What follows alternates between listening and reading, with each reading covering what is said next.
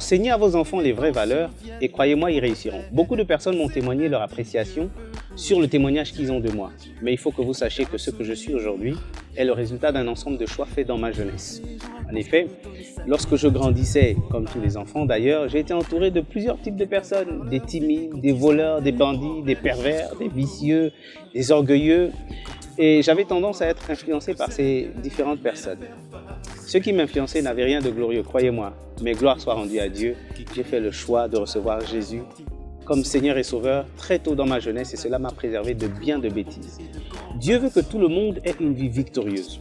La Bible déclare que son désir est que nous prospérions à tous égards. D'ailleurs, une de ses premières paroles à Adam et Ève était « Allez et remplissez la terre ». Parce que dans son esprit, personne ne devrait être privé, personne ne doit être privé des richesses que Dieu a plantées sur la terre sur laquelle on est. Un des aspects où Dieu attend beaucoup des jeunes gens, c'est la pureté sexuelle. Beaucoup de nos jeunes gens font face à des défis importants à cause de la pression qu'ils ont de la société sur la question de la sexualité. Vous, parents, vous avez la responsabilité d'enseigner les enfants sur les enjeux de la sexualité et sur sa place dans le mariage. Pourquoi la pureté sexuelle est-elle si importante aux yeux de Dieu ? Dans la Bible, dans la première épître aux Corinthiens, chapitre 6, il est dit « Fuyez l'impudicité. Quiconque, quelque autre péché qu'un homme commette, ce péché est hors de son corps. Mais celui qui se livre à l'impudicité pêche contre son propre corps. Or, nous sommes censés être le temple du Saint-Esprit selon Dieu. Il est dit « Ne savez-vous pas que vous êtes le temple de Dieu et que l'Esprit de Dieu habite en vous ? Si quelqu'un détruit le temple de Dieu, Dieu le détruira. Car le temple de Dieu est saint et c'est ce que vous êtes. » C'est pas étonnant, voyez-vous, que tous ceux qui font la vie des boîtes de nuit, du vagabondage sexuel, de la drogue, du vin et j'en passe, assombrissent à un moment donné leur vie et ils ont l'impression que lorsqu'ils se ressaisissent, ils ont gâché et perdu un côté pur, un côté précieux de leur vie qu'ils ne pourront jamais retrouver. Dieu réside en chacun de nous par la présence de son Saint-Esprit, si du moins nous l'avons. Au cas contraire, vous êtes livré à vous-même, à vos passions et surtout à celui qui manipule les esprits des gens, c'est-à-dire le diable et tous ses agents. Faites très attention. Ce qui fait plaisir à la chair n'a pas forcément des conséquences bénéfiques pour nous. Je me souviens d'un ami avec qui on grandissait, on avait de grands projets, il s'est amouraché avec une compatriote et le sexe était pour eux comme de la drogue. Attention, il y a vraiment un esprit dans cette histoire-là. Aujourd'hui, il fait des petits boulots parce qu'il a dû arrêter l'école. Il a enceinté la fille et il ne pouvait plus arrêter la machine sexuelle. Je me dis que si il nous avait écoutés, il serait peut-être technicien ou ingénieur aujourd'hui. Pour ma part, je me suis privé de beaucoup de choses et ça m'a valu des humiliations entre garçons. Vous savez de quoi je parle. Aujourd'hui, un garçon qui n'a jamais connu de femme est méprisé. Il est considéré comme un petit. Le mot puceau même est devenu un argument de mépris, alors que c'est une fierté. Qui ne veut pas épouser une femme qui n'a jamais connu d'homme ou un homme qui n'a jamais connu de femme?